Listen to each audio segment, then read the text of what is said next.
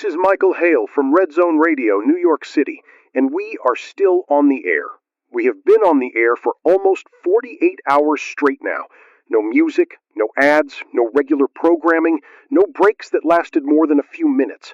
Just emergency updates, listener calls, scanner traffic, official statements when we can get them, and the truth, as close as we can get to it. I'm going to say this clearly because a lot of people are still waking up to this, still checking their phones, still hoping somebody online made it all bigger than it really is. No, this is real. The stories are real. The attacks are real. The dead coming back, as insane as that sounds, is real. We have been covering it since those first confused reports started coming in, and we are not stopping now. And for anyone just finding us, or anyone who lost signal and just got it back, here's where things stand right now. More than 30 major U.S. cities have confirmed outbreak activity. New York, Chicago, Philadelphia, Los Angeles, Houston, Miami, Atlanta, Detroit, Boston, D.C., and more.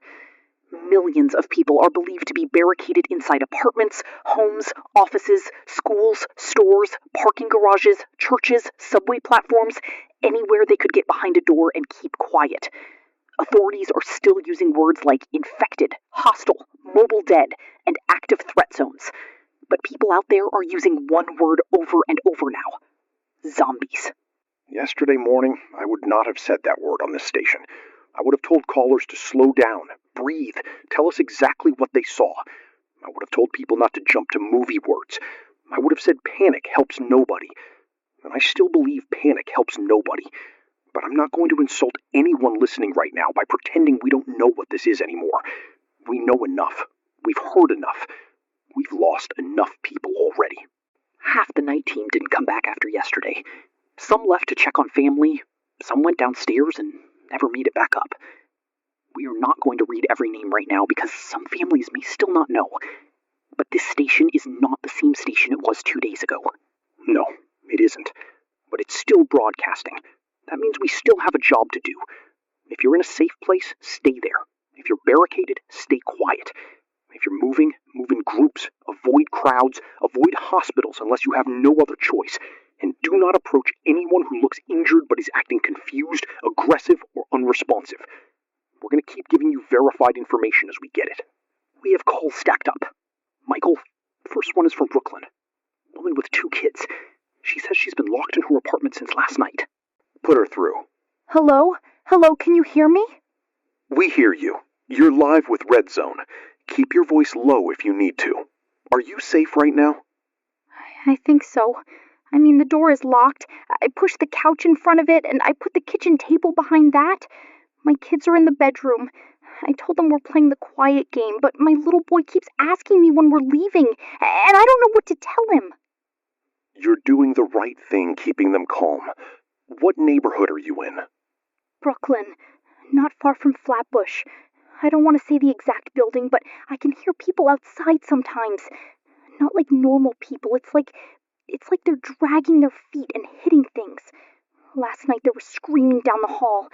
Then nothing. Then maybe an hour ago someone knocked on our door. But it wasn't a normal knock. It was just this slow hitting, over and over. I didn't answer. Good. Do not answer unless you are 100% sure it is someone you know, and they are speaking clearly. That's why I called. I need to know if I should leave. My phone says there are shelters open, but the posts are old, and people in the comments are saying the streets are blocked. My daughter has asthma. We have maybe 1 inhaler left. I don't want to wait until it's too late, but I don't want to walk my kids into those things. Do you have food and water for today? Food, yes. Water, some. I filled the tub because Jenny said yesterday to fill anything that can hold water, so I did that. I filled pots too, but I don't know how long we can stay here. Then for right now, stay put. I'm going to be very careful with this.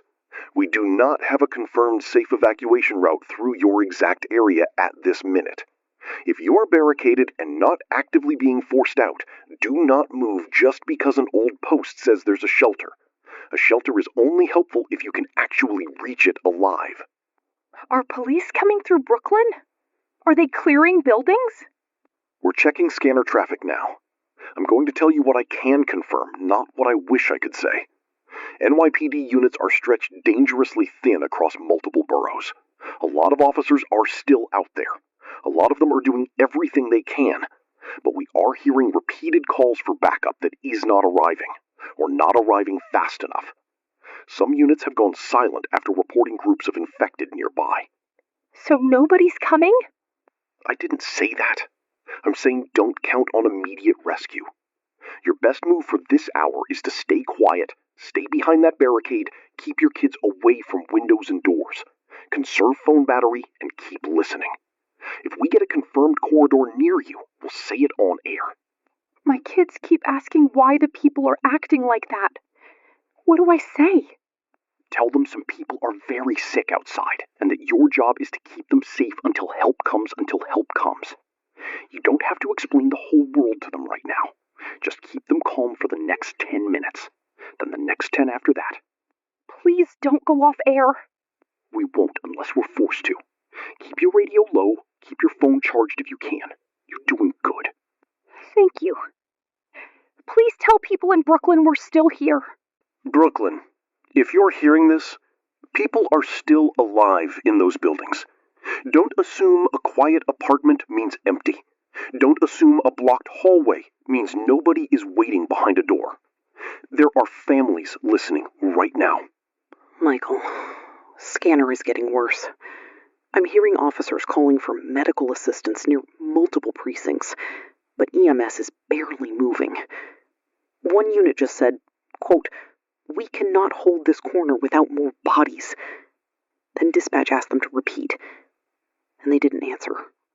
We're also getting reports that several police precincts in Chicago and Philadelphia have been abandoned or partially abandoned. That does not mean every officer left. It means some buildings became impossible to defend, or no longer useful as command points. Officers are reportedly retreating to more defensible positions, sometimes schools, sometimes municipal garages, sometimes rooftops, sometimes stations that still have power and barriers. And people hear abandoned precinct, and they think, okay, so law is gone. But it's more complicated than that. Some officers are still out there. Some were trapped. Some were dead. Some were trying to get their own family somewhere safe. We have to hold two truths at the same time. People in uniform are still helping. And also, the system is breaking. That's the cleanest way to say it. The system is breaking. But not gone. Not yet. I have a text here. I don't know if I can read it. Take your time. It says, "My husband is FDNY. He left 36 hours ago. His last text said he was near a nursing home evacuation. I have not heard from him since. If he can hear this, the kids are safe. We love you. Please come home." That's from a listener in Staten Island. Okay. I'm sorry. No, don't be sorry. That's why we're here. To that family, and every family waiting on someone who ran toward this while everyone else ran away, we hear you. We don't have the power to bring them home through this microphone, but we can say their work matters. We can say they are not forgotten. And we can keep this line open for anyone who has information. We have another caller. Bronx. Off-duty firefighter. Says Fordham Road is bad. Put him on. It's a male caller. I'll take it. Yeah, hi. Can you hear me? We hear you. You're on red zone. Are you safe? Safe enough, I guess. I'm off duty, but there's no such thing as off duty right now. I'm in the Bronx, near Fordham Road. I was trying to get to my sister's place, but I had to get inside this auto shop with 3 other people. We pulled the gate down, and we've been in here maybe 2 hours. What happened out there? Blocks are gone. I don't mean burned down or anything like that. I mean people lost control of them. Entire blocks. Yesterday it was 1 or 2 of those things at a time, and people were still stupid enough to run up and film. Now it's groups. Loose groups, but groups. Dozens. Maybe more. They move slow until they hear something. Then all of them turn at once. That's the part that gets you. It's not one. It's never just one anymore. Are they reacting to car alarms, voices, anything loud? Yeah, sound pulls them. I saw a guy throw a bottle down the street and maybe 15 of them drifted that way. But then somebody screamed from a second-floor window and they all turned back. People need to stop screaming out windows unless they're ready for everything on that street to know where they are. That's important. Everyone listening, sound attracts them. We've heard that from multiple callers now. Keep radios low. Keep phones on vibrate. Do not shout from windows unless you have no other choice. And stop trying to fight them one-on-one. I saw 2 guys with bats go out like they were defending the block. Brave guys, stupid move. They hit 1, 3 more came. Then 8 more came. It doesn't work like a fight. They don't get scared. They don't back up because you're yelling. You have to think like water, like barriers, distance, doors, stairs, locked gates. Do you see any police or fire units near you? I heard sirens earlier, but not close now. I heard shots maybe 20 minutes ago, then nothing. Listen, I know people want good news. I want good news too. But if you're near Fordham, if you're near the Grand Concourse, if you're thinking you can just run a few blocks because your cousin says his building is safer, don't do it unless you know the route. The streets belong to them right now. What do you need right now? Information. Same as everybody. And if anyone from my house hears this, I'm alive. I'm not saying my name on air. They'll know my voice. I'm alive. I'm inside. I'm trying to get back when I can. Keep that gate down. Stay away from the front. Don't use lights unless you need to. Yeah, and tell people something else. If you got tools, use them for doors, not hero stuff. Screw doors shut, stack shelves, tie handles. Make time. Time is life now. We're telling them. Stay safe. Time is life. Now that might be the most useful thing anyone has said in hours. It feels like every caller is giving us a survival rule they learned the hard way.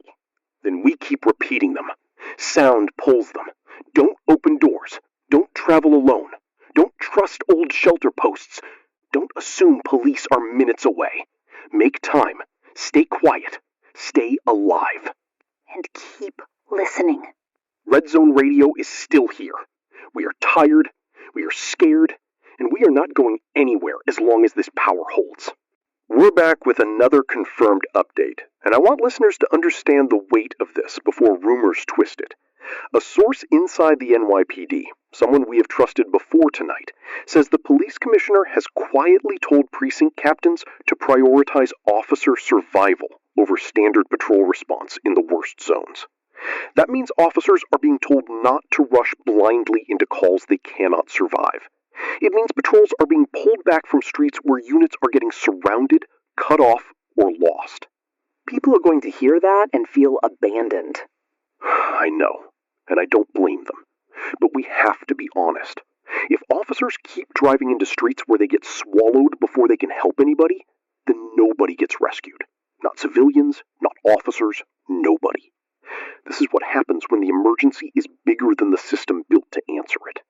The official words are still careful. They're saying repositioning. They're saying tactical adjustment. They're saying resource preservation. But normal people hear that and know what it means. In the worst places, cops are not coming street by street right now. That does not mean all help is gone. It means you need to stop waiting by the window for a patrol car. You need to make choices based on what you can control in the space you are in. We have a caller from Queens. Male caller, grocery store. About 20 people inside. Go ahead, Jenny. Hello? Please tell me this is live. Please tell me I got through. You got through. You're live. Keep your voice calm. Where are you? Queens, in a grocery store. I'm not saying the name because I don't want people rushing here. There's maybe 20 of us, maybe 22, I don't know. We've been here since yesterday morning. We pulled the metal gate down, but the front glass is still there behind it, and they've been pushing against it for hours. How many infected outside? It changes. Sometimes 5, sometimes 20. Sometimes they wander off, then come back when someone inside makes noise. There's a kid here who won't stop crying, and I'm not mad at him. He's a kid, but every time he cries, those things press closer. You can hear them on the glass.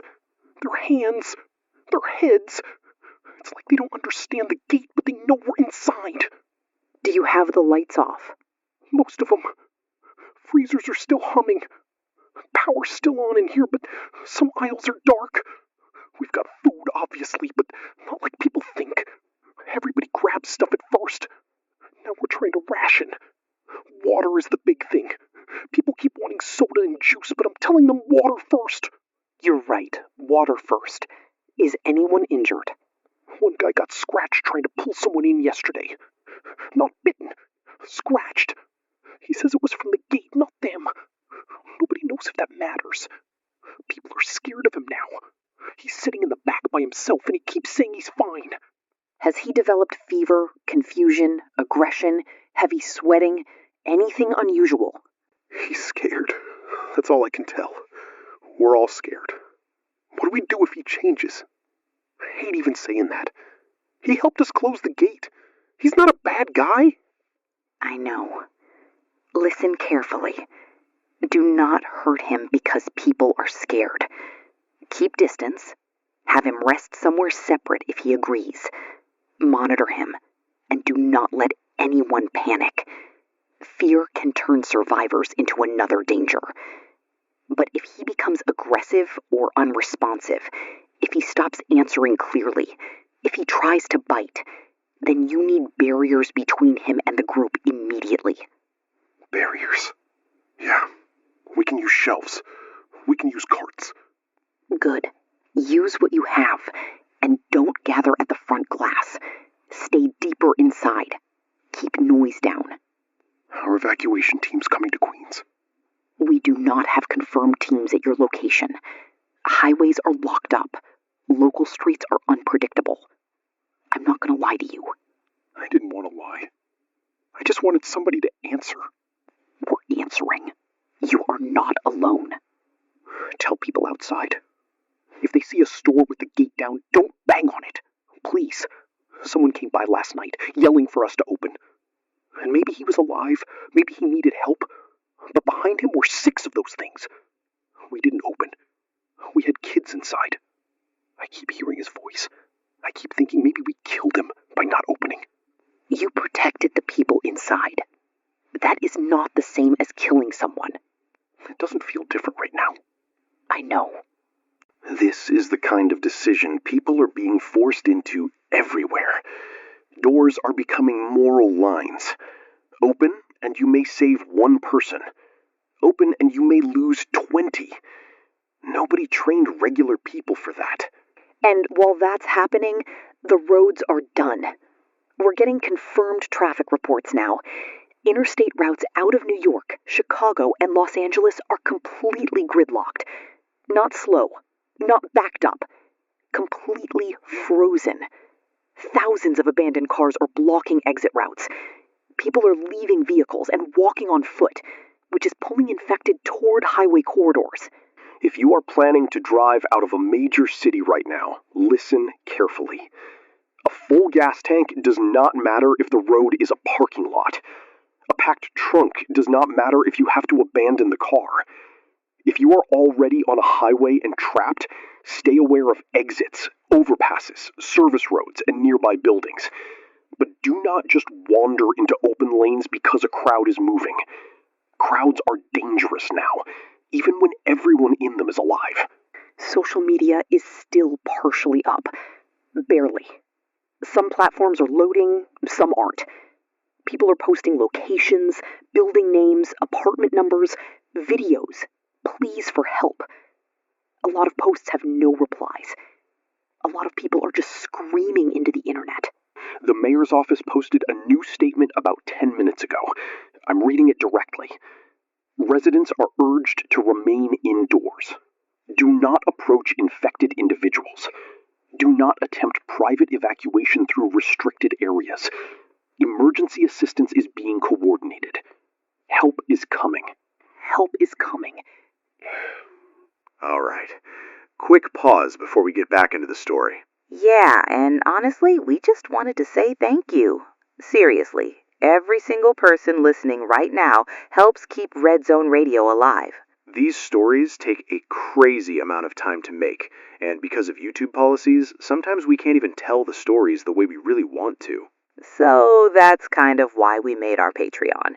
Over there, we upload uncensored, ad-free, full-length stories way more often. No cuts, no holding back, just the raw apocalypse and outbreak content you came here for. If you're the type who likes putting headphones on late at night and getting completely lost in another world for hours, that's really what Patreon is built for. And members also get early access to upcoming videos before they hit YouTube. Plus, people in the community can suggest story ideas that could actually become future episodes. We'll still keep dropping free stories here every week, no matter what. That's not changing. So, if you've ever wished these stories were longer, darker, more raw, and completely uninterrupted, that's exactly what's waiting on Patreon. So, link is down below. All right, radio's back on. Jenny. I know we have to read it. I know people need hope. But they've been saying help is coming since yesterday. And I'm looking at texts from people who have been listening to infected outside their doors for 12 hours. You're not wrong. But I'll add this. Official help may be slow, confused, overwhelmed, even late. But if there are people still coordinating, still posting statements, still trying to move resources, that means the country has not gone dark. Not fully. Not yet. We have another caller. Male. Manhattan. Teenage boy alone in his apartment. Hi. Hi. You're on Red Zone. Are you somewhere safe? I'm in my apartment. I put a chair under the door like Michael said yesterday. I know that probably doesn't do much, but I did it. I turned off all the lights, too. My parents left 18 hours ago to get my grandma. She lives uptown. They said they'd be back quick. Have you heard from them since? No. My dad texted once and said traffic was crazy. Then nothing. I keep calling, but it goes straight to voicemail. I don't know if their phones died or if... I don't know. How old are you? 16. Okay. You've been listening to us the whole time? Yeah. I fell asleep with the radio on for maybe 20 minutes, but then there was screaming outside and I woke up. I haven't moved much. I ate cereal. I filled bottles. I put towels by the door because I thought maybe smell matters, but I don't know if that's stupid. It's not stupid. You're trying to think. That matters. Is anyone trying to get inside your apartment? Not right now. Earlier someone was running in the hall. Then somebody else, or something else, was making this sound. Like breathing, but wrong. I heard a door slam. Then I heard a woman say, please, please, please. And then I didn't hear her anymore. I wanted to open the door. I didn't. You did the right thing. Everybody keeps saying that, but it feels like being a coward. Staying alive when every instinct tells you to run into danger is not cowardice. You're 16, and you're alone, and you are still making smart choices. That is not cowardice. Do you think my parents are dead? I don't know, and I'm not going to pretend I do. Phones are failing. Roads are blocked. People are sheltering in places they didn't plan to shelter. Not hearing from them does not mean they're gone. Can I keep the radio on? Like, all night? Yes, but keep it low. If you have headphones, use one ear only so you can still hear what's happening around you. Save your phone battery. Text your parents instead of calling over and over. Send one message with your location, your status, and that you're staying put. Okay. And listen to me.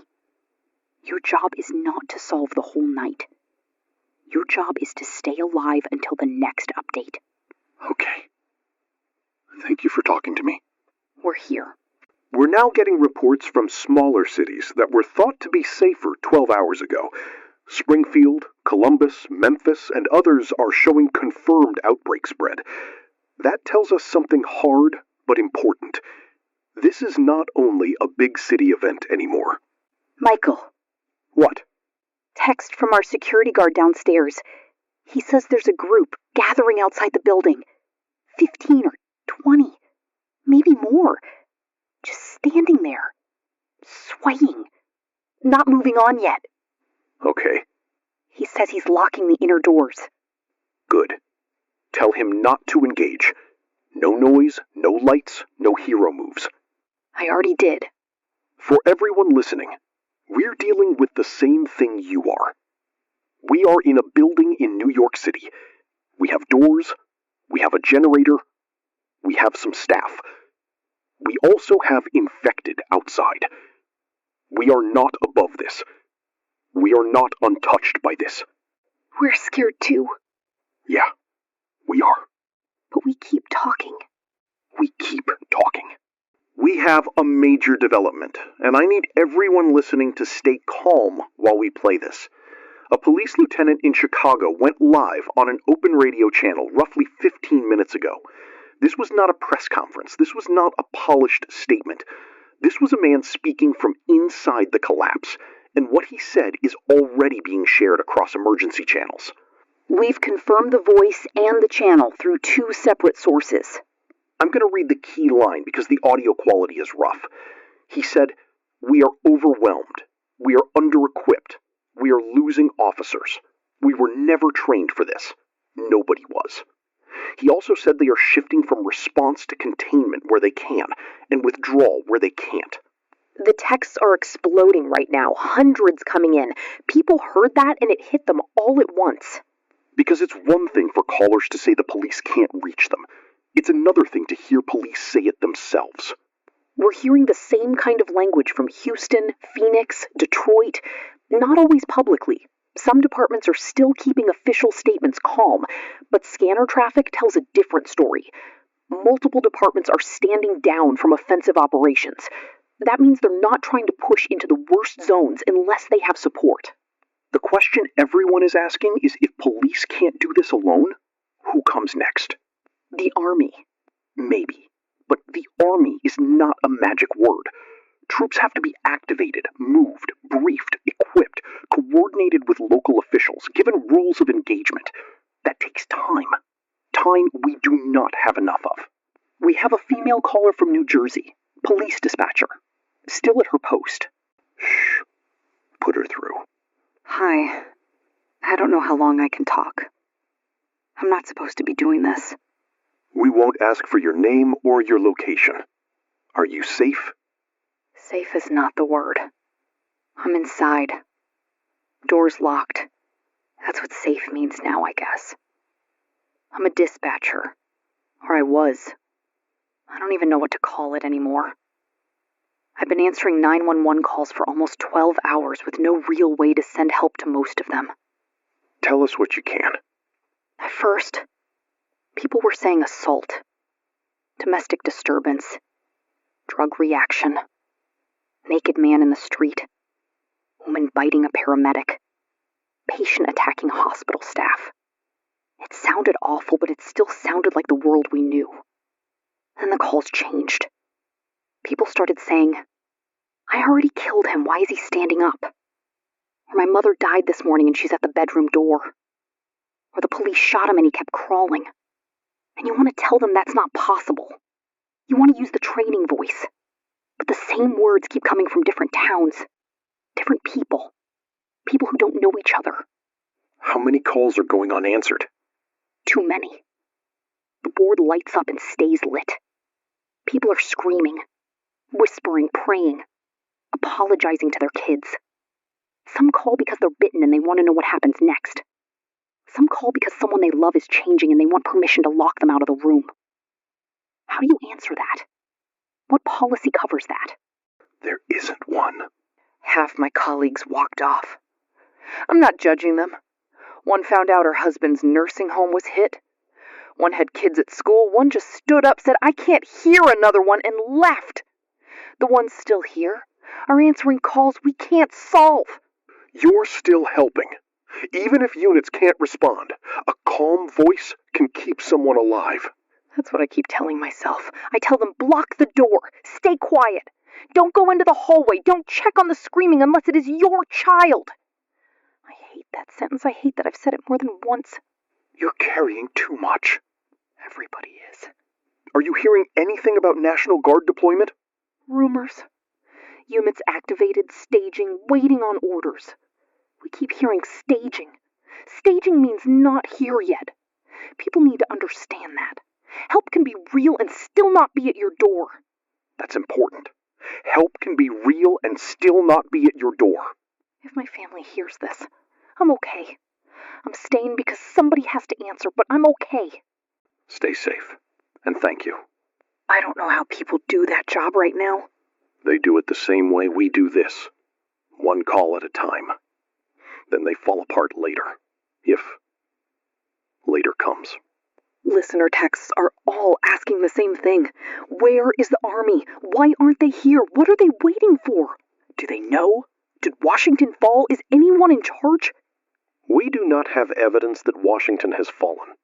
We do have reports from D.C. of active outbreak zones, emergency lockdowns, and restricted movement.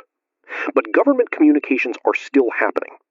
They are slow, they are incomplete, but they are happening. We have a mail caller, former military. He says people need to understand why containment is so hard. Go ahead. Jenny, you got me? I've got you. You're live. Okay. I'm a veteran. I'm not going to say unit, not important. But I'm hearing people say, why don't the cops just clear the streets? Why doesn't the army just roll in? Why isn't this over already? People need to understand the problem. This is not a riot. This is not one enemy with one direction. This is everywhere, mixed with civilians, inside buildings, behind doors, in hospitals, in stairwells, in tunnels, in traffic jams. Every infected person is also someone's family member, and every panicked civilian can accidentally break a line. So what would it take to contain it? Perimeters. Hard ones. You don't chase every infected down every street at first. You seal zones. You control bridges, tunnels, highways, major intersections. You create corridors for civilians, and you keep noise discipline. You need medics, engineers, fuel, radios, armored vehicles, command posts, and clear rules. If troops enter without coordination, they become more bodies in the mess. And police don't have that level of support. Police are built for law enforcement. They can handle violent suspects, crowds, shootings, disasters, but this is sustained urban containment against an enemy that doesn't surrender, doesn't feel fear, doesn't need rest, and spreads through close contact. Officers are losing because they're being asked to do a military-scale job with patrol cars and service weapons. That's terrifying. Yeah, but it's not hopeless. That's the part I want people to hear. If the military organizes properly, they can slow this. They can cut movement. They can rescue pockets. They can take back blocks. But civilians have to stop moving randomly. Every person running through the street creates noise, draws infected, blocks routes, and forces responders to split attention. So what should people do right now? Hold position if you can. Fortify. Stay quiet. Mark your location if you can do it without exposing yourself. White cloth, reflective material, signs in windows only if windows are safe. Don't fire guns unless you absolutely have to. Gunfire is a dinner bell. Don't join crowds just because they look like safety. Crowds panic. Panic kills. Small groups, quiet movement, only when necessary. What about people already outside? Get inside something defensible. Not the prettiest building, the strongest one. Fewer entrances, upper floors if you can block stairs. Avoid glass fronts. Avoid big open lobbies. Avoid places with trapped crowds. And listen for aircraft, heavy vehicles, organized loudspeaker commands. That's when you'll know real coordinated help is near. You sound calm. I'm not calm. I'm useful. There's a difference. Thank you. I'm not calm. I'm useful. That may be what everyone needs to aim for right now. Not calm. Useful. Michael, you got something? A tip from a source close to the governor's office. I have to be careful. I'm not allowed to say details because details are not locked, and saying the wrong thing could send people into the wrong streets. But something is being organized. Something big. It involves state and federal coordination. That is all I can responsibly say right now. Is it real? The source is real. The movement is real. The timeline is not confirmed. So nobody move because of that sentence. Nobody pack up because of that sentence. Just know, the silence above us may not mean nothing is happening. I hope that's true. So do I. Okay, if you heard that drop, we just lost main power for a moment. The station has switched to generator power. We are still broadcasting. Repeat, Red Zone Radio is still broadcasting on generator power. We do not know if this is a building issue, a grid issue, or a local interruption. Our engineer says the generator is holding. Lights dipped hard in here. Phones are still charging. Board is up. Transmitter is up. Then we keep going. We have a female caller who says she escaped from a hospital in Atlanta. She's been trying to get through for almost an hour. Put her on. I don't know where to start. Start with whether you're safe right now. I'm in a church basement with maybe 12 people. Someone had a radio. That's how I found you. I was at the hospital because my brother got bit yesterday. We thought it was just a bite. Like horrible, but something doctors could treat. They took him in and nobody knew what was happening yet. The waiting room was packed. People bleeding, crying, coughing, screaming at nurses. Asking why nobody was being seen. Take your time. Then someone coded in the back. I don't know medical words. I just know there was shouting, then staff running, then more shouting. A nurse came out and told everyone to stay seated. But nobody stayed seated because we could hear things breaking behind the doors. Then a man came through the staff doors with blood on his shirt. And people thought he was hurt, so they moved toward him. He bit the first person who touched him. Did security respond? They tried. Everybody tried. That's the worst part. It wasn't like people didn't care. Nurses were still helping while everything was falling apart. Security grabbed him, and he didn't react like a person. They hit him, pulled him, shouted at him. He just kept reaching. Then another one came out. Then a woman on the floor started moving after I swear she had stopped breathing. How did you get out? A nurse. I don't know her name. She grabbed me and 2 other people and said, "Do not go to the main entrance." She took us through a service hallway. There were alarms. People were banging on doors. Someone kept announcing a lockdown, but the announcement kept cutting out. My brother was still inside. I kept saying I had to go back for him, and she said, "He's gone, honey." Just like that. Not cool. Kind, like she'd already said it too many times. I'm sorry. I don't even know if I'm sad yet. I think I'm still in the hallway. In my head, I'm still in that hallway. They'll hear it. Somebody will hear it. We have confirmation now that 911 systems in New York City are operating at less than 30% capacity. Less than 30. That means most calls are not being answered in time, and many answered calls cannot get a response unit assigned. Listen to me carefully. This is not easy to say. Right now, in this moment, if you are in immediate danger, you cannot build your entire plan around someone coming to rescue you. Call if you can. Text if emergency text service is working. Signal if you must. But your first survival plan has to be yours. Barricade. Hide. Stay quiet. Gather water. Separate anyone bitten if you can do it safely. Do not move unless staying is more dangerous than leaving. That sounds harsh, but it's honest. Hope is not a plan. Hope is fuel. You still need a plan. We have a male caller from the Bronx, father of 3, barricaded in a school building with other families. Jenny, please, we need information. I'm here. You're live. Are the children safe? For now. We're in a school building. Bronx. I won't say which one. My kids are with me. There are maybe 40 families here, maybe more. We got inside yesterday when the streets got bad. Someone had keys. Maybe a teacher. Maybe a custodian, I don't know. We blocked the main doors with desks and vending machines. We have the kids in interior rooms. That's smart. Fewer windows, more doors between them and the outside. We have food for maybe 2 days if we're strict. Cafeteria stuff. Water fountain's still working, but people are scared the water might stop. Kids are crying. Parents are arguing. Some want to leave for a shelter they saw online. Others say stay. I don't know who's right.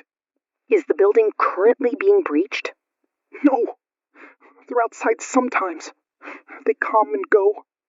They hear something, they gather, then drift. We're trying to keep everyone quiet, but you can't keep that many kids quiet forever. There's a baby here. Every time he cries, half the room freezes. I'm sorry. That's a lot. Is there any evacuation plan for schools? Anything? We keep hearing rumors. Buses, military, police escorts. Then nothing.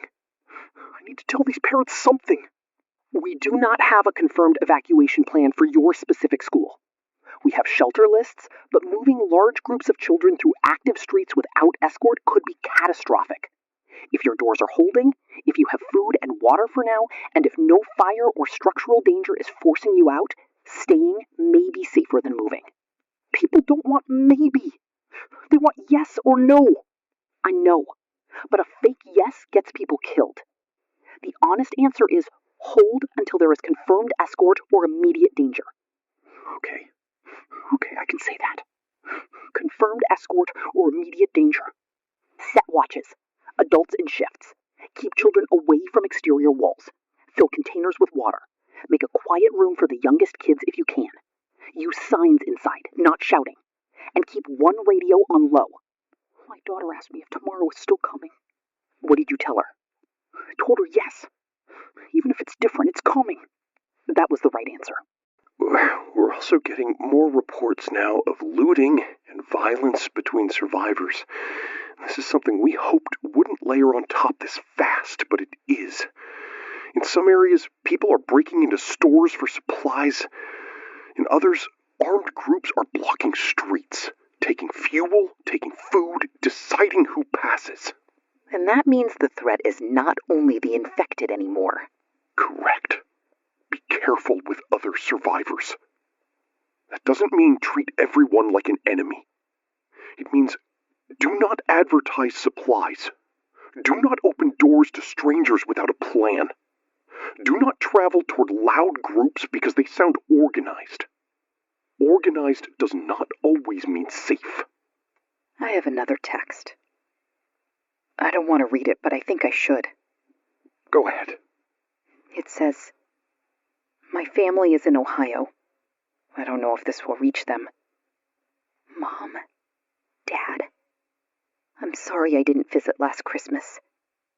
I thought I had more time. I love you. I'm locked in a bathroom. They're outside. Red Zone is the last voice I have. That's all." Okay. I can't. It's okay. No, it's not okay. None of this is okay. We're sitting here reading goodbyes from people who should be calling their families. And we're telling kids to stay quiet while dead people stand outside their doors. And the mayor says help is coming. And I know we're supposed to be steady, but I don't know how much steady is left. Then don't be steady for a minute. I'm sorry. Don't apologize. I just want them to get help. So do I. And until help gets there, we tell them how to live long enough to see it. Okay. We have a list of confirmed safe shelter locations still operating in New York. But I need to stress that operating does not mean easy to reach. Some schools, several churches, and one large sports arena are still reporting organized shelter activity. We are not going to read every location blindly because sending crowds into active zones can make things worse. We will read locations only with surrounding route notes when we have them.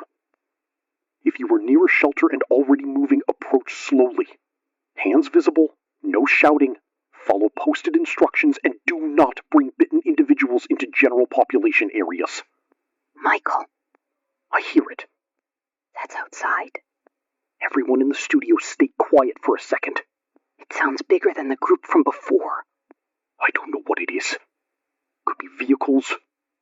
Could be something being moved in the street. Could be infected hitting something downstairs. We are not leaving the booth to check. Security isn't answering my text. Then we keep the door locked, keep the broadcast live, and we keep our voices low. We have breaking news. I'm going to say that again, because this is the first update in many hours that feels different.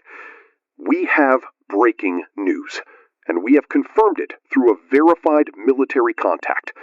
U.S. Army units are being formally ordered to deploy into major affected cities within the next several hours. This is confirmed. This is real. It does not mean the streets are safe right now. It does not mean you should leave your barricade. It means organized military deployment into active outbreak zones is beginning.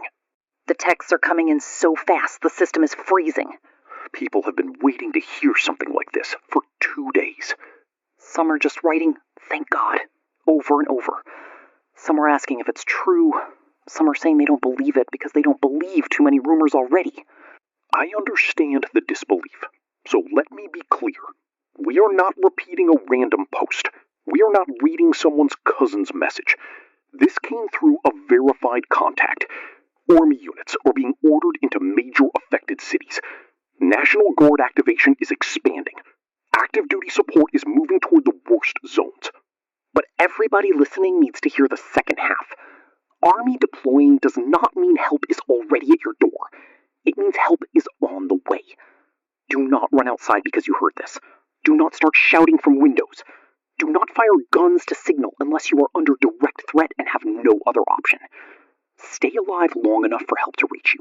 We have a mail caller connected to a staging area outside New York City. National Guard soldier. He says he can't give sensitive details, and we won't ask for any. Jenny, I can talk for maybe a minute. We hear you. Say what you can safely say. I can confirm there is major movement. I can't say numbers. I can't say routes. But we've been briefed. We know what we're going into. We know there are civilians trapped. We know people have been waiting. Nobody here is treating this like some regular call-up. Everybody understands what's at stake. Are units going into the city soon? Soon is all I can say. Some elements are already moving in different areas. Some are staging. Some are waiting for coordination. But this is not rumor anymore. People should hold position, mark themselves safely if they can, and follow instructions when they hear them. Do not rush vehicles. Do not run toward convoys. Do not come out waving weapons. That's important. If troops approach, hands empty. Slow movements. Listen first. How are the soldiers feeling? Quiet. Focused. Some scared, sure. Anyone who says they're not scared is lying or doesn't understand the situation. But fear doesn't mean we won't go. People out there need to know that. We are coming. It may not be fast enough for everyone, and I hate saying that, but we are coming. A lot of people needed to hear that. Tell them to stay alive. That's it. Stay alive. Make it boring, quiet, small. Don't take risks for curiosity. Don't look out just to look. Don't go downstairs because you heard something. Stay alive until uniforms get there. We'll tell them. And Jenny? Yeah? Thanks for staying on air. We're listening too. Okay. Thank you. They're listening too. That got me. Good. Let it. We could use a little proof that the world is still connected. What does military deployment actually mean in a city like New York? People hear army and imagine everything fixed. It means perimeters first, if they're smart. Bridges, tunnels, major roads, transit hubs, hospitals, power stations, shelters. It means identifying pockets of survivors and creating routes that can be defended. It means infected will be contained, pushed, cleared, or drawn away depending on the situation. It also means the sound level in some areas may increase. Helicopters, armored vehicles, loudspeakers, controlled gunfire. That could pull infected toward military operations and away from civilians. Or in some cases, it could stir up zones that were quiet. So again, do not freelance.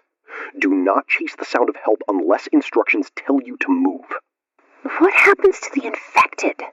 I think we know, Jenny. I know. I just think people need to hear how heavy this is. The infected are not patients in the way people hoped yesterday. At least not once they've turned. Every official document is still careful, but the operational reality is clear. They are a lethal threat. If military units are ordered to protect civilians and stabilize cities, they will stop that threat. That means people are going to watch someone they loved become something soldiers have to put down. Yes. Hey, can we pause for just a second? Yeah, just real quick. First, if you're still here with us, seriously, thank you. It means a lot.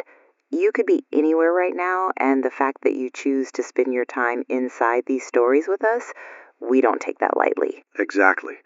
A lot of time, work, and honestly, a lot of heart goes into building these worlds for you. Every outbreak, every collapse, every late-night transmission. And because of how these stories are made, sometimes we can't always go as far as we want to here. That's why we created our Patreon. It's where we upload our full, uncut, ad-free stories, the raw versions, exactly the way we originally imagined them. If you love getting lost in these long realism stories, the kind that let you escape reality for a while and disappear into another world, that's really what Patreon is built for. Members also get early access to upcoming episodes, and honestly, one of our favorite parts, you can suggest story ideas, and some of those ideas end up becoming future broadcasts. So, link in description, check it out. But no pressure at all. We're just grateful you're here listening. All right, radio's back on. This country is going to have a lot to grieve. Later. We grieve later if we have to. Right now, we survive. Reports from Chicago were coming in. Military convoys have entered parts of the city and are beginning to establish perimeter control around the worst zones. This is early. It is not citywide, but we have the first confirmed boots on the ground in one of the major outbreak centers. That is the first real shift in momentum we've had. We have another caller. It's the teenage boy from Manhattan. He called earlier. He's still in the apartment. Take him. Jenny? I'm here. I remember you. Are you still safe? Yeah, I'm still here. I moved the bookshelf in front of the door, too. It scratched the floor and made noise, and I froze for like 5 minutes because I thought they heard. But nothing came. Good. You did good. I heard what you said. About the army. It's real. But you still need to stay inside. I know. I'm not leaving. I didn't know I was holding my breath until you said it. And I started crying and I tried not to make noise, so I put my face in a pillow. That sounds stupid. It doesn't sound stupid. It sounds human. Do you think they'll come to apartment buildings? Or only shelters? Eventually, rescue teams will have to check buildings, but that may take time. The first operations are usually perimeters, routes, major survival groups, and critical sites. That doesn't mean they won't come. It means you need to keep yourself alive until your building becomes reachable. What if my parents come back and can't get in because I blocked the door? Leave them a text. Tell them the door is blocked and you're inside. Tell them not to knock loudly. Make a code if you have one, something only they would know. But do not unblock the door for random noise. Okay. We have a code. My mom used to do this thing when I was little. 3 taps. Pause. 2 taps. I'll text that. Good. That's really good. I'm scared that if I fall asleep, I won't wake up if something happens. Can you rest sitting up, near the radio, not near the door? Set alarms if your phone has battery. Even 20 minutes of rest matters. Exhaustion makes you make bad choices. Are you tired? Very. But why don't you leave? Because people like you are listening. Okay. Stay with us. Keep the volume low. You made it this far. The army's really coming? Yes. Okay. I'm gonna try to sleep for 10 minutes. Good. 10 minutes. We'll still be here. We'll still be here. That one hurts. They all hurt now. Official deployment orders are being posted publicly now. National Guard activated in 35 states. Active duty Army elements deploying to New York, Chicago, Los Angeles, Houston, and Miami. More cities likely to be added as command structures update. That means the response is no longer scattered local survival. It's becoming national. Late, yes. Messy, probably. But national. For the first time in 48 hours, something is moving in the right direction. Not safe yet. Not over. Not even close. But moving. Yeah. Moving. The group outside the station is still there, according to the last message from downstairs. Maybe more now. Security still isn't answering directly, but the inner doors are locked. Then we stay behind our own barricade and do what we've been telling everyone else to do. Quiet. Useful. Alive. 48 hours in. Still standing. Still on air. This is Red Zone Radio, New York City. If you're hearing us from an apartment, a store, a school, a church basement, a parking garage, a stairwell, a locked office, a dark hallway, or anywhere else you've made into a shelter, listen carefully. Help is moving. That does not mean take chances. It means the next hour matters. Stay hidden. Stay quiet. Save your strength. Keep water close. Keep your people close. Do not open the door just because something scratches. Do not step outside just because you hear engines. Wait for clear instructions. Wait for verified movement. Wait for the sound of order, not just noise. And if you're alone, you're not as alone as it feels. Keep the radio low. Keep breathing. Keep doing the next small thing.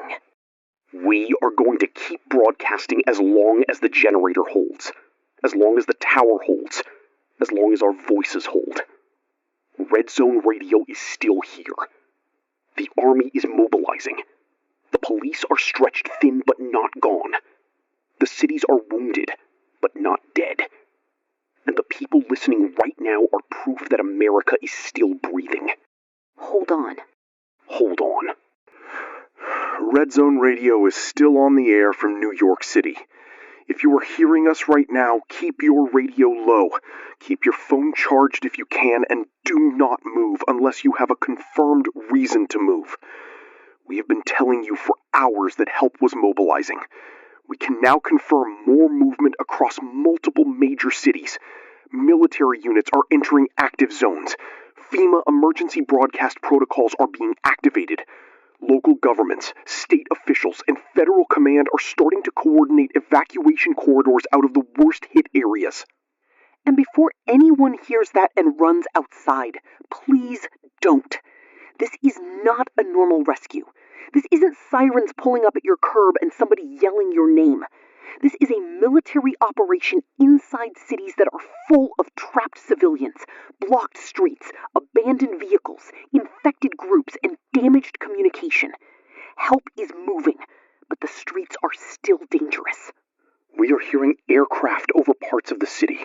We cannot confirm every flight path, but we can confirm military helicopters are now operating over New York. Some listeners may hear rotors. Some may hear loudspeakers. Some may hear heavy vehicles. Do not assume every sound means your building is next. Stay hidden until you receive clear instructions.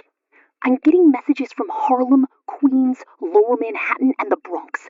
People are saying the same thing. Helicopters, low overhead, moving in groups, sometimes with spotlights, sometimes without. People are crying in the texts. Some are just writing, "They're here." We have a caller from Harlem. Female caller, roof cop. Says she can hear them and see movement from above. We'll keep this careful. No exact location. Go ahead. Michael, I can hear them. I can hear them right now. I thought at first it was another news helicopter or something, but no, this is different. There were several of them.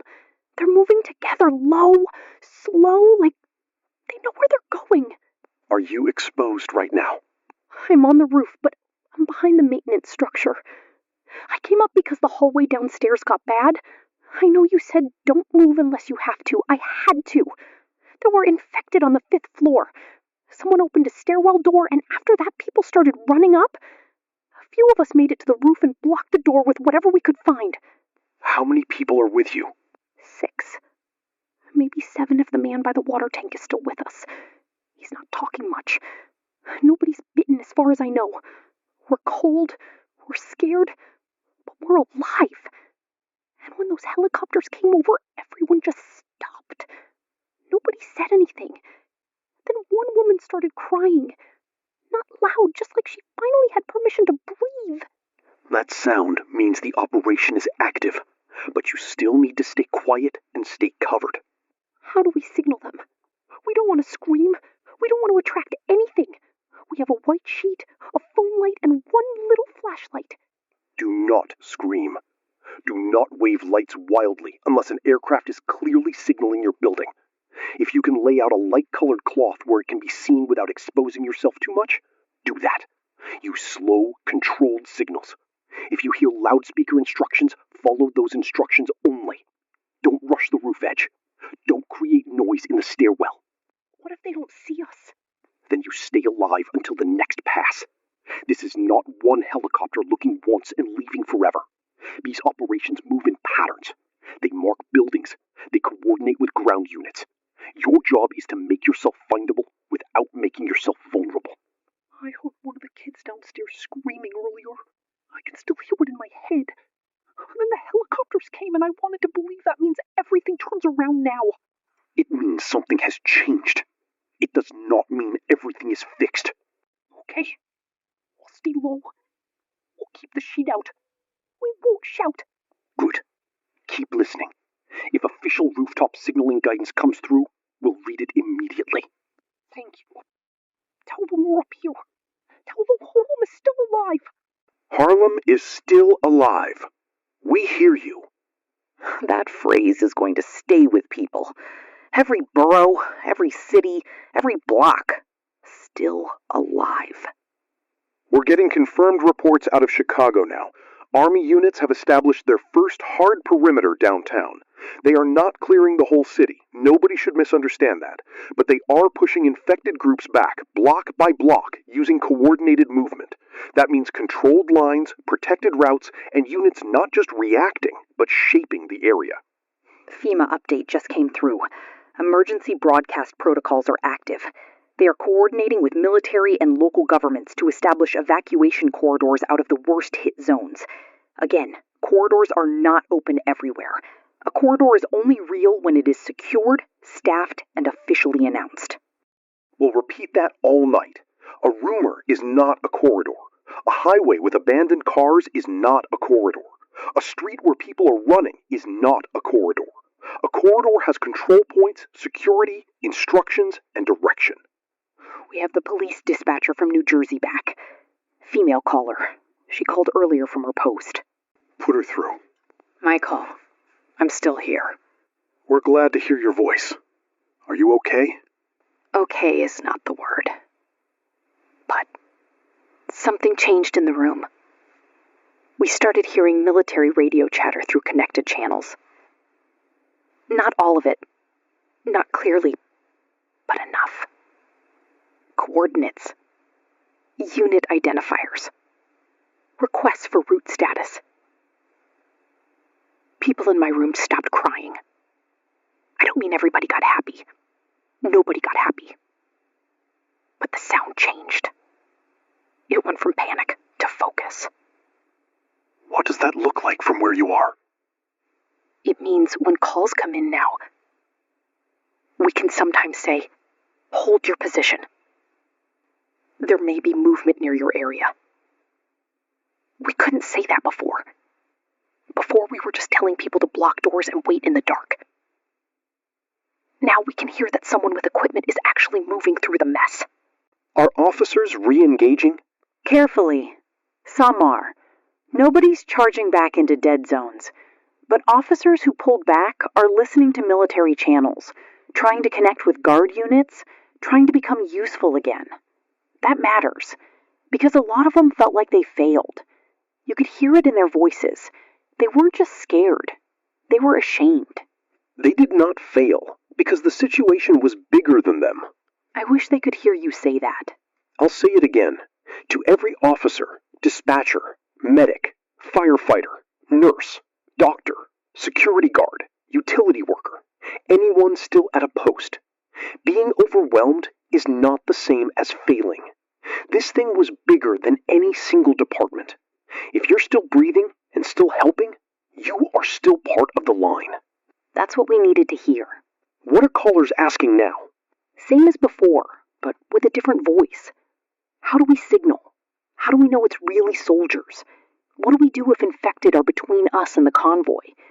Can we bring bitten family members? That last one is still breaking people. What are you telling them? I'm telling them the truth, as gently as I can. If someone has turned, they cannot be brought into a rescue group. If someone is bitten but still themselves, isolate them, mark it clearly, tell responders immediately.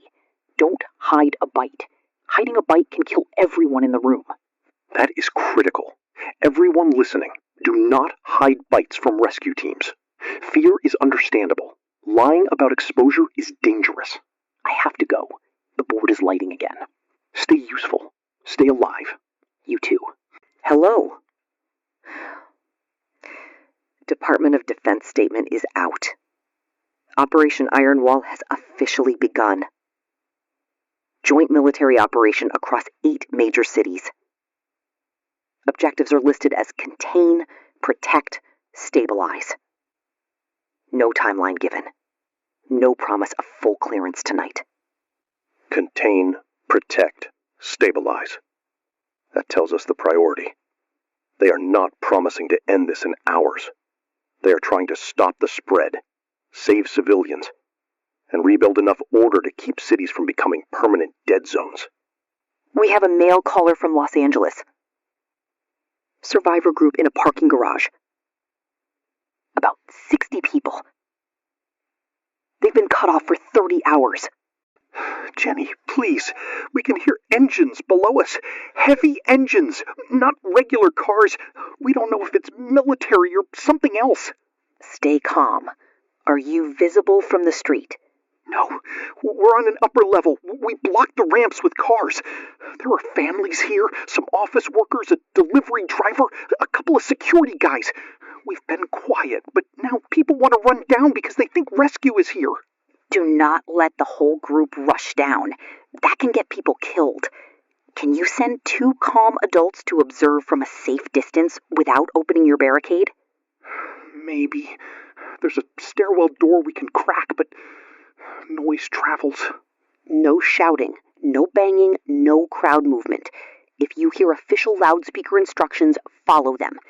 If you can safely place a sign or cloth near an opening without exposing the group, do that. But do not flood the ramps. What if they pass us? Then you stay alive for the next unit. Military operations don't move like random traffic. If they're clearing streets, they'll mark areas. They'll come back. The worst thing you can do is turn 60 hidden survivors into 60 people running blind into an active street. People are tired. They're starting to fight. One man says if we wait, we die. Another says if we move, we die. I'm trying to keep them from tearing each other apart. Give them a job. That helps. 1 small job per person. Water count, door watch, childcare, signal preparation, injury check, battery check. People panic more when they're just waiting.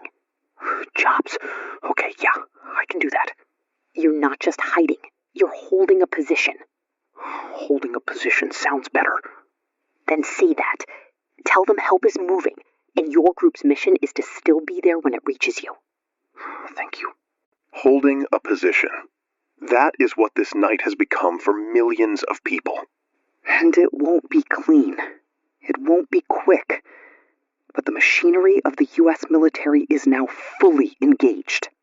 To every listener, stay hidden, stay quiet. Do not do anything reckless because you heard rotors or engines. The cavalry is here, but this is still the worst battlefield most civilians have ever been trapped inside.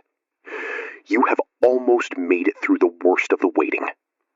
Do not lose your life in the first hour of rescue because panic told you to run. Jenny. We have the first confirmed military rescue operation to report. Army units extracted approximately 200 survivors from an overrun apartment complex in South Chicago. We have street confirmation from official channels, and survivors are being moved to a secured shelter area. All reported alive at extraction. I'm going to say that again because people need to hear it. 200 people were pulled out alive. That is the first confirmed large rescue we've been able to read on this broadcast. The texts just changed again. People are sending crying emojis, prayers, names of buildings, asking if their block is next. We can't answer every location, but we can say this. Coordinated rescue is no longer theoretical. It is happening. Do not confuse happening with everywhere. Some zones are still completely unreachable. Some streets are still too dense with infected. Some buildings are unknown. But the map is changing. We have the mail caller from the grocery store in Queens. He called earlier with about 20 survivors inside. He says they can hear vehicles a few blocks away. Jenny, we're still here. I didn't think I'd get through again. We're glad you did. Is the store still secure? Mostly. The front gate is bent now. Not open, but bent. They were pressed against it for a long time. Then something loud happened outside. Maybe engines or a crash, and most of them wandered off. Now we can hear heavy vehicles somewhere nearby. Not right outside. A few blocks, maybe. How many people are still with you? 19. One left. He panicked after the army news and tried to slip out the back. We told him not to. He said he could make it to his cousin's place. We heard him knock something over in the alley. Then we heard running. Then we didn't hear him anymore. I'm sorry. I keep being angry at him, then sad, then angry again. We all needed him to stay. He made noise. We could have brought him back to the door. That is why we keep repeating this. Do not move, because hope makes you impatient. Hope has to make you disciplined. How do we signal the vehicles without bringing infected back? Official guidance is coming through now. I'll read it slowly. Survivors should remain inside secure structures unless directly instructed to exit. Use white cloth, reflective material, or written signs visible from safe windows or upper openings. Do not use flashing lights continuously if infected are nearby. Do not shout. Do not fire weapons to signal. When approached by military or police, keep hands visible, move slowly, announce injuries or bites immediately, and follow commands exactly. We have a white poster board. We can write 19 alive and put it behind the upper part of the front window. But the glass is close to the gate. Only do it if you can place it without getting near grabbing range. Use a broom handle, tape, something long if needed. No one stands at the glass.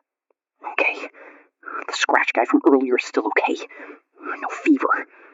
No weird behavior.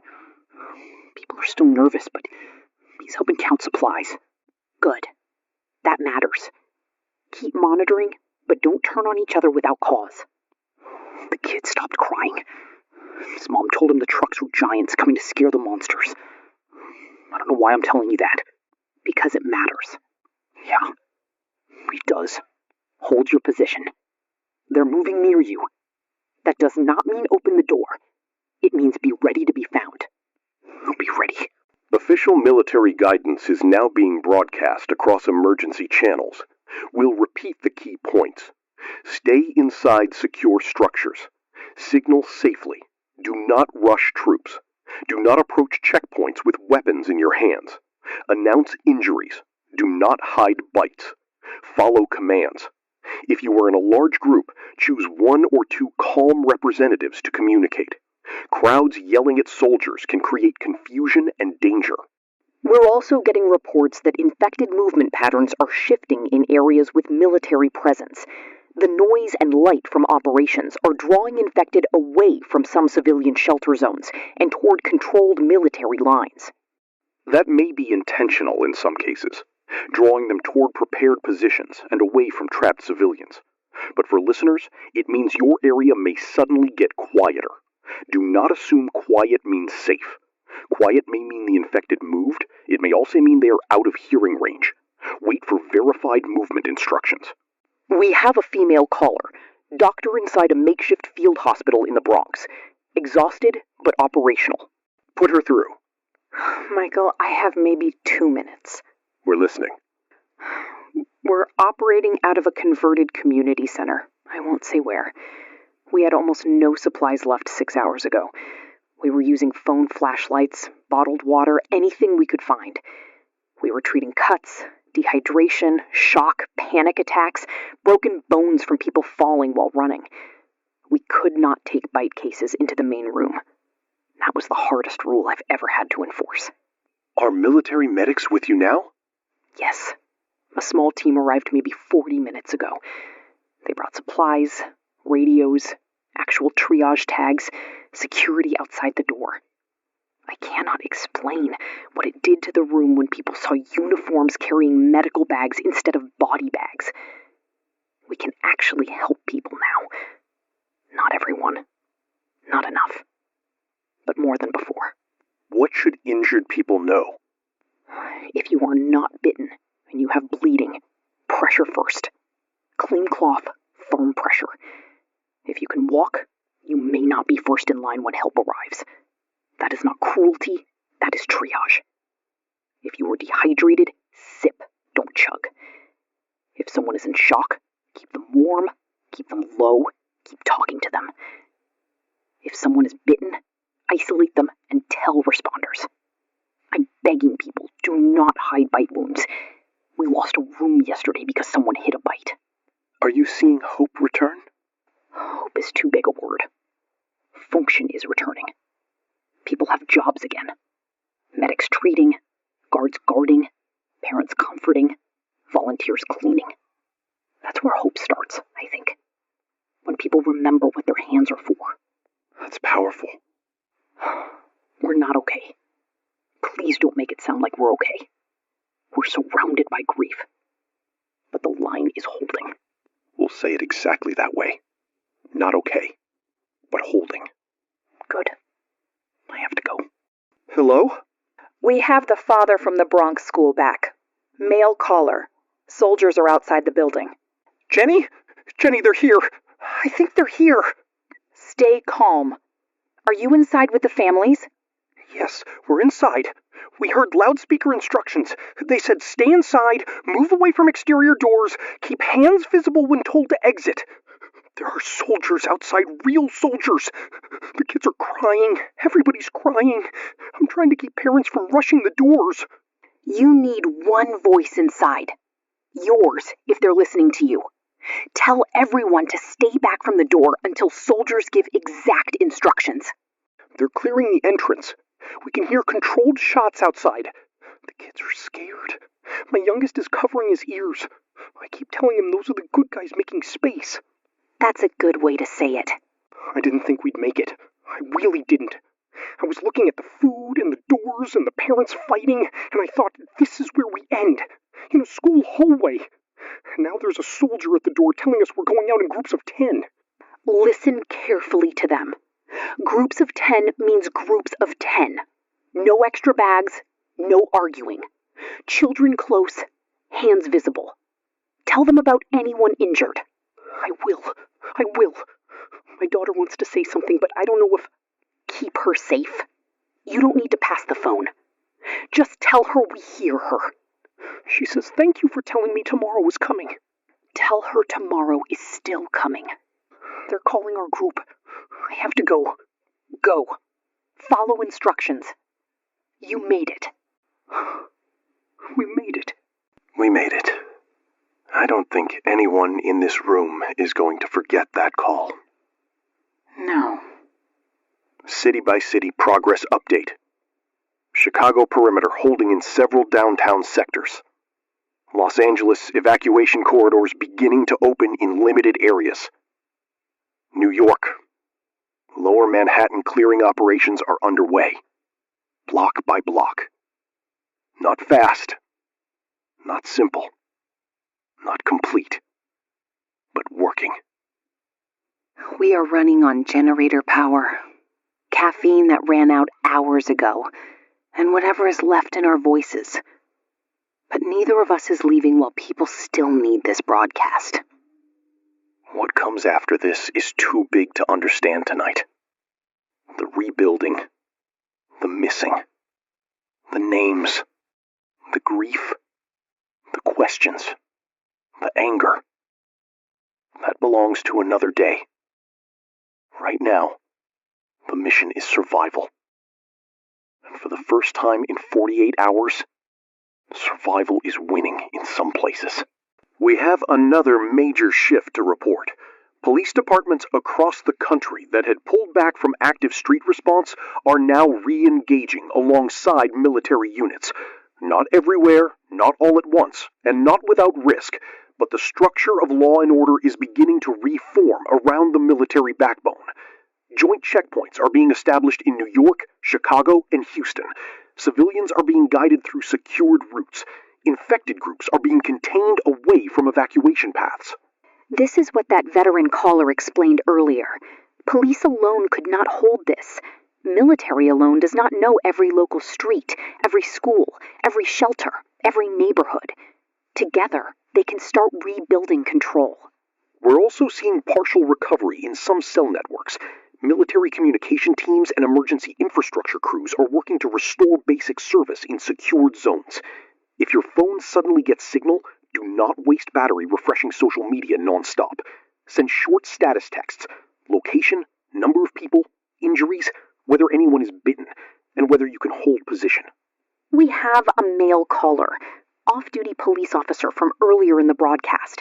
He's back in uniform now, working with a National Guard unit in the Bronx. Jenny, I can't stay long. We're moving again in a few minutes. We hear you. Are you safe enough to talk? Safe enough. I called because people need to know we're back out here. I know what it looked like when units pulled back. I know people felt abandoned. Some were. I'm not gonna lie. Some streets were left because we couldn't hold them. But with guard support, with vehicles, radios, medics, barriers, we can work again. What does it feel like now compared to earlier? Earlier was chaos. Calls everywhere, no backup, no clear picture. You'd turn a corner and find 20 infected where dispatch said 2. You'd try to help civilians and get surrounded. Now there's a line. There are sectors. There's someone watching the map. There are soldiers who can hold an intersection while we pull people from buildings. That changes everything. Your voice sounds different. I feel different. Still scared, still tired, but I don't feel useless. That was the worst part before. Hearing people call for help and knowing we couldn't reach them.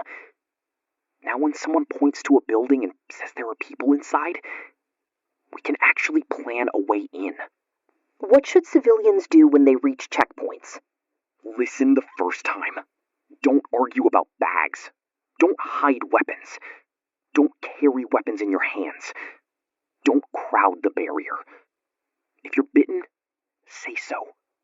If someone with you is bitten, say so. You will not help them by hiding it. You'll endanger every family in that line. Also, parents, write your phone number or name on your kids' arms if you have a marker. I hate saying that, but do it. Families are getting separated in movement. Are infected still heavy in the Bronx? Yes, very. Nobody should think the Bronx is clear. We're opening channels, not declaring victory. Some blocks are manageable, some are not. Some buildings have survivors. Some buildings are traps. We're taking it piece by piece. Anything you want to say to people who felt like police left them? I've I'm sorry. I don't know if that's enough. It probably isn't. But I'm sorry. A lot of us wanted to reach you and couldn't. A lot of us lost people too. Now we're back in it. That's all I can offer. We're back in it. Stay safe out there. You too. Keep talking. People are following your instructions out here. That's a heavy thing to hear. Yeah. Joint checkpoints are now confirmed at major intersections in New York, Chicago, and Houston. They are not open invitation zones. They are controlled points. Approach slowly, hands visible, no sudden movements. Follow instructions. If you are told to wait, wait. If you are told to move, move. If you are told to leave belongings, leave belongings. Your backpack is not worth a stampede. We have a female caller who says she's at a military checkpoint. She was separated from her family 40 hours ago. Shh. Put her through. I found them. I think I found them. Slow down. You're safe right now? I'm at a checkpoint. Soldiers are here. Police too. I've been trying to find my husband and kids since everything started. We got separated near a subway entrance when people started running. I thought they were gone. I thought for 40 hours they were gone. What happened? They took my information at the checkpoint. Name, description, last known location. I didn't expect anything. I was just saying it because they asked. Then a woman with a tablet came back and said there's a shelter 2 miles away with 3 people matching their names. My husband. My son. My little girl. They're alive. They're 2 miles away. That's incredible. I want to run there right now, but they won't let me. They said I have to wait for escort because the route isn't fully clear. And part of me is angry, like how can you tell me to wait when my children are 2 miles away? But I know they're right. I know they're right. I just don't know how to stand still. Standing still may be the thing that gets you to them alive. You have confirmation. That is more than you had an hour ago. Hold on to that. Do not break from the checkpoint. I can't stop crying. You don't have to stop. Just keep following instructions while you cry. I kept thinking of all the things I said before this. Normal, stupid things. Hurry up. Put your shoes on. Stop making a mess. And now I just want to say anything. Anything at all.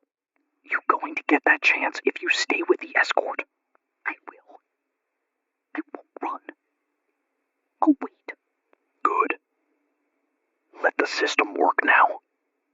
It's slow, but it's there. Thank you for being a voice when there wasn't one. Go find your family the safe way. Active evacuation corridors in New York City are now being published through emergency channels. We are going to read only the ones marked active and escorted. Lower Manhattan has limited escorted movement from secured interior collection points toward military processing zones. Parts of Queens have controlled movement along marked routes only. Bronx school and shelter extractions are being coordinated with guard units.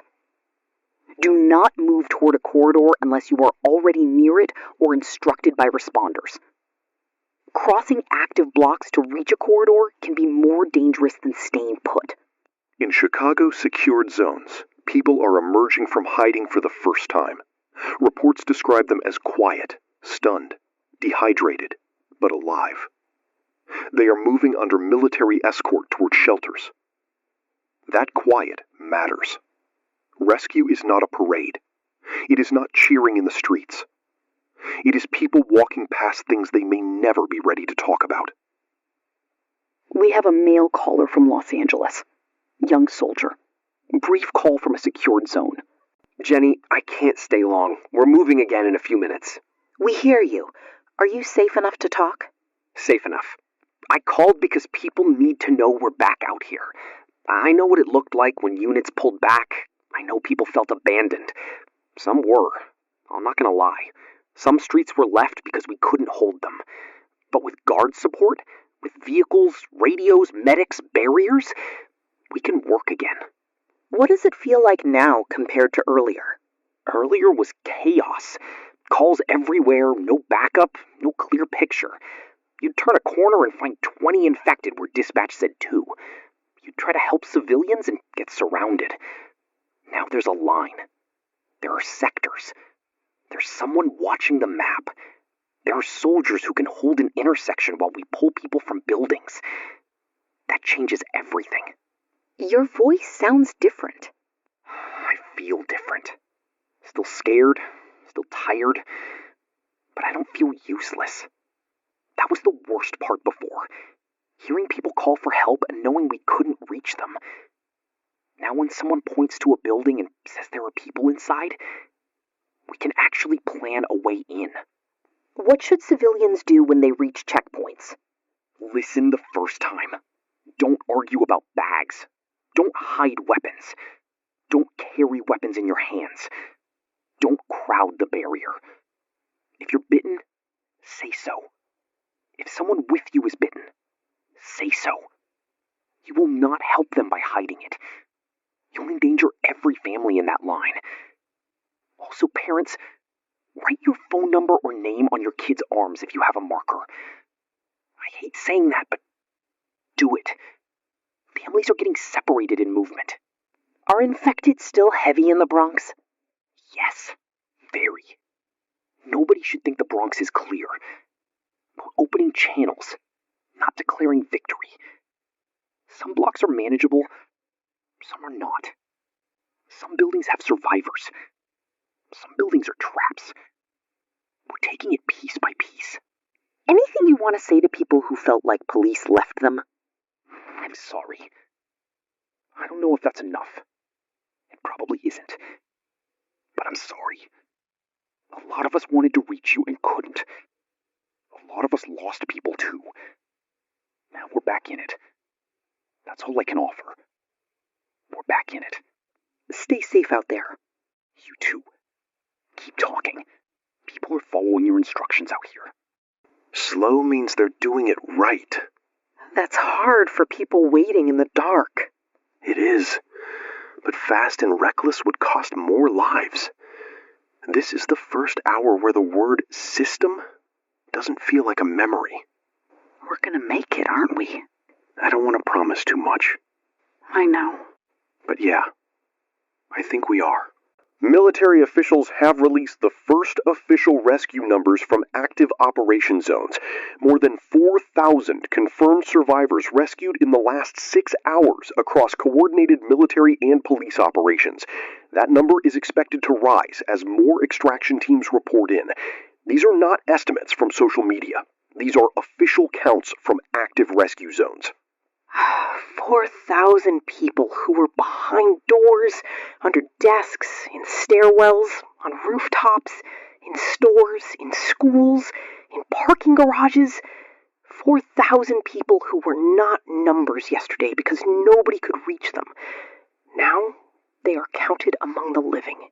And we should be careful with that relief, because for every name counted, there are still names missing, still buildings unchecked, still calls unanswered, still families waiting. We have a male caller. The teenage boy who called earlier from his apartment. He says he's at a shelter now. Jenny? Hey, we hear you. Are you safe? Yeah, I'm at a shelter. They came to the building. Not to my door first. I heard them in the hall, and I almost didn't answer because I thought it could be anything. But they used a loudspeaker and said they were clearing apartments. I waited until they said the building number. Then I did the code thing on the wall because, I don't know, I just wanted to do something normal. Then I moved the shelf. You did exactly what you needed to do. The hallway was bad. I'm glad I didn't open the door before. I'm really glad. There were marks everywhere. Doors open, stuff on the floor.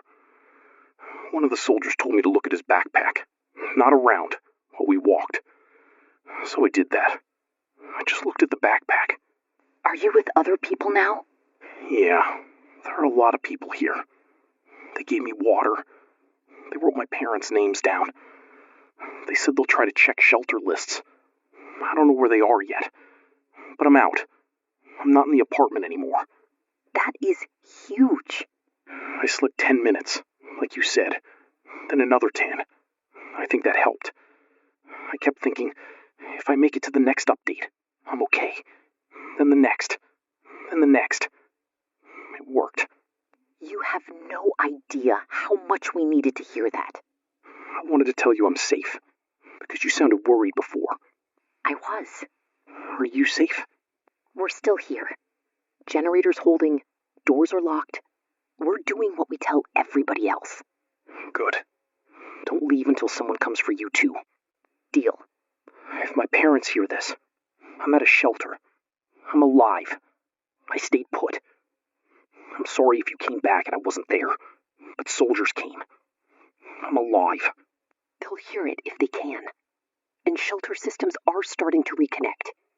Keep giving your information to staff. Thank you for staying with me. Thank you for staying alive. That may be one of the most important calls we've had. He made it. He made it. Hundreds of listener texts are coming in. People confirming they are safe. People naming family members they found. People asking us to read names. People simply saying thank you for staying on air. I wish we could read every single one. We will read as many as we can over the next hours. But if we can't read your message, know this. Every safe text matters. Every "we made it" matters. Every survivor creates a little more proof that this country did not disappear into the dark. Washington update. The president is preparing to address the nation within the hour. This will be the first presidential address since the outbreak began. We do not yet know the exact content, but it is expected to acknowledge the scale of the crisis and outline the national response. The country will be listening. Some from shelters. Some from cars that still have battery. Some from rooftops. Some from locked bathrooms. Some from military processing lines. Some from stations like ours. We have a female caller, nurse from Chicago. She called near the start of this whole thing, before everything was clear. She's still working. Put her through. Michael, I don't know how I still have a voice. We're grateful you do. Are military medics with you? Yes, and I know people keep saying that, but I need them to understand what that means in a medical space. It means we have hands. It means we have security at doors. It means someone can carry supplies while someone else treats wounds. It means we can separate fever, trauma, dehydration, shock, exposure. Before, everything was one room and one nightmare. You lost colleagues. Yes. I'm not ready to say how many. I don't think I can. Some stayed when they could have left. Some left, and I hope they made it. Some were bitten because they were doing chest compressions, or holding pressure, or trying to calm someone who was already gone in a way we didn't understand yet. Medicine teaches you to move toward the patient. This outbreak punished people for doing exactly what they were trained to do. I'm sorry. We can actually help people now, instead of just watching. That's the difference. I'm still angry. I'm still scared. I still hear things from last night when I close my eyes. But when a soldier walked in carrying boxes of supplies, I almost laughed. Not because it was funny. Because my brain didn't know what to do with relief. What should people expect at shelters and field hospitals? Lines. Questions. Triage. Separation if exposed. People may get angry because they want to stay with family members. But medical teams have to protect the whole shelter. If someone is bitten, tell the truth immediately. If you are sick, say so. If you are not injured badly, be patient. Help with children, water, cleaning, anything. Don't just stand there filming. Be useful. Be useful has become the phrase of the night. It's all we have. We can be terrified and useful at the same time. Thank you for staying at your post. I don't know who I'd be if I left. You're who people needed. First military press briefing details are coming through. Generals are saying the strategy is working in initial zones. Containment is progressing. Full city clearance will take days to weeks, not hours. That is important. The momentum has shifted, but the threat is not gone. Large zones in every major city are still active. Some rural spread is still being assessed. Smaller cities are not automatically safe. The military is gaining structure, not ending the crisis tonight. Keep following instructions. Keep sheltering unless directed. Keep conserving supplies. Michael. Yeah. Staff names. Yes. Are you sure? No. Would we need to? We are going to take a moment for members of the Red Zone radio staff who did not make it through these 48 hours, or who are still missing after leaving this building to help family, secure supplies, or keep this station running. We are not reading last names until families are notified, but we will say first names, because they were here, they mattered, and this broadcast exists because more people than Jenny and me kept it alive. David from engineering. He kept the backup chain running yesterday before he went downstairs and didn't come back. Maria from overnight production. She left to find her mother in Queens.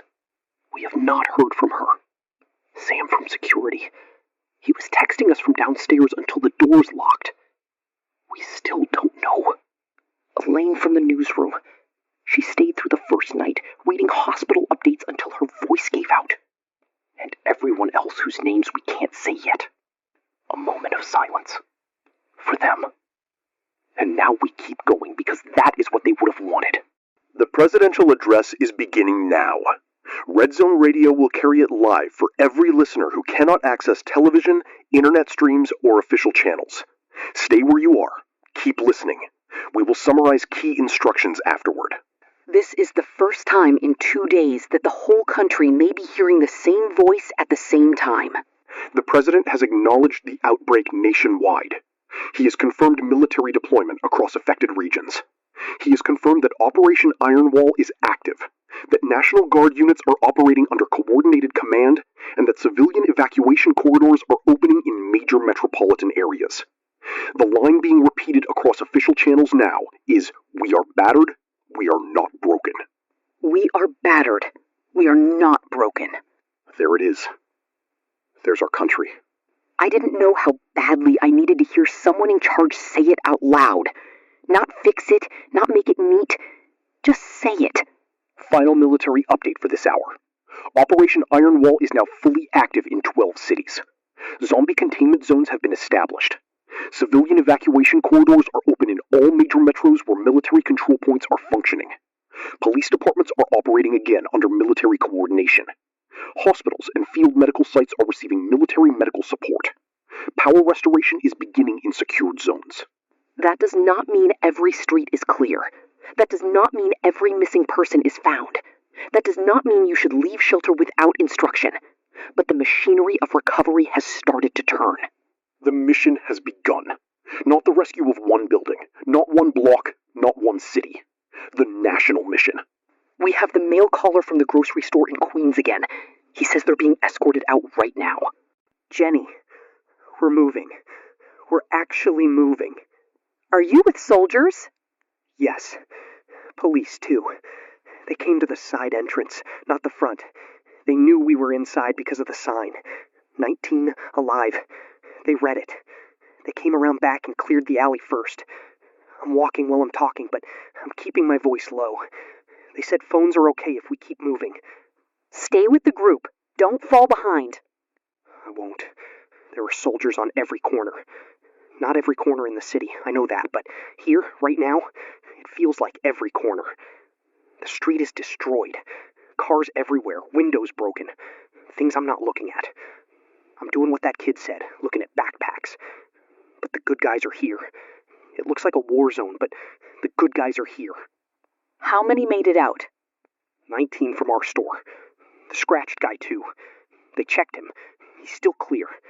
He cried when they told him he could come with us. The kid who was crying is holding a soldier's sleeve. His mom keeps apologizing, and the soldier keeps saying it's okay. That is good news. I thought opening that door would be the end of us. It ended up being the way out, but only because they came for us. Tell people not to open before help is really there. We waited. Waiting saved us. We'll tell them. Waiting saved you. Thank you for talking us through it.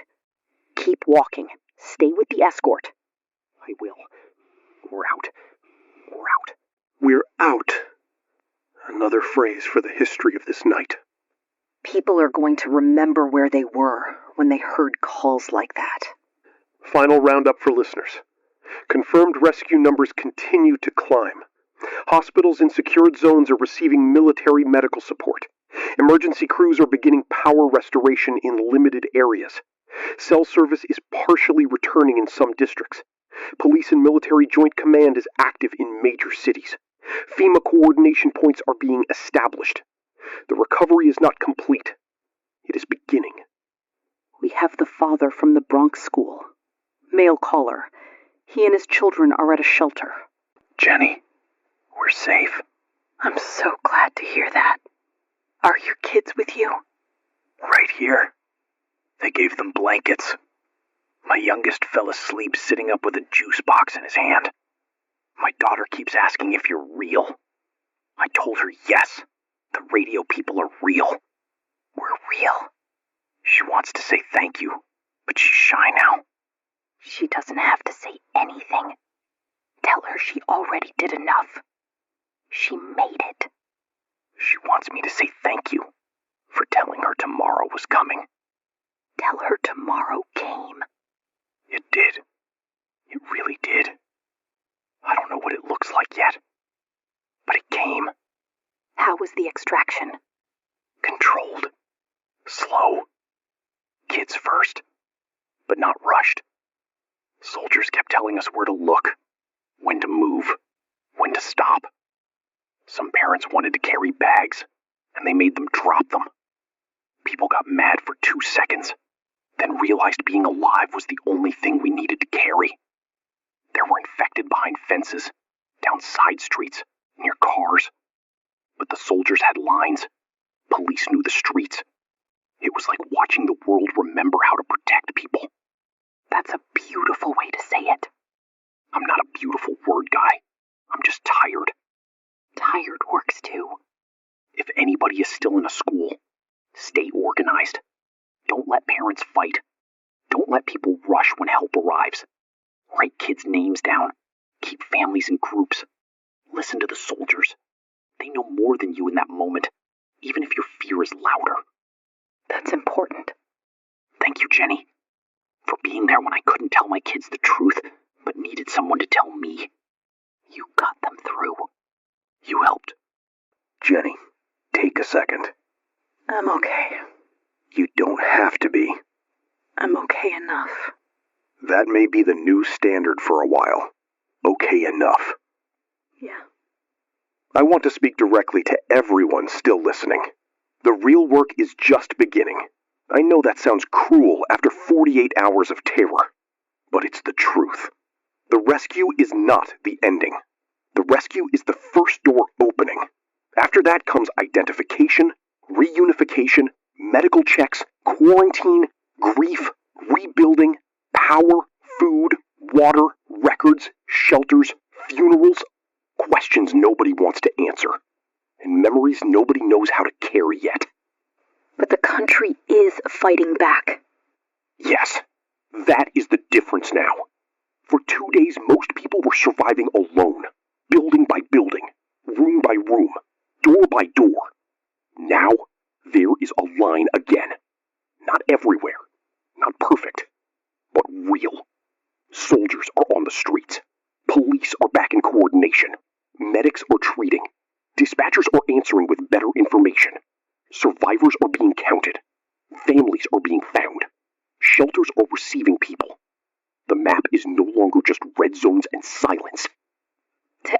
person who called us, texted us, stayed quiet when we told you to, blocked a door, filled a bathtub, helped a stranger, held a child, told the truth about a bite, waited for escort, gave someone else water, or just kept breathing through the worst night of your life.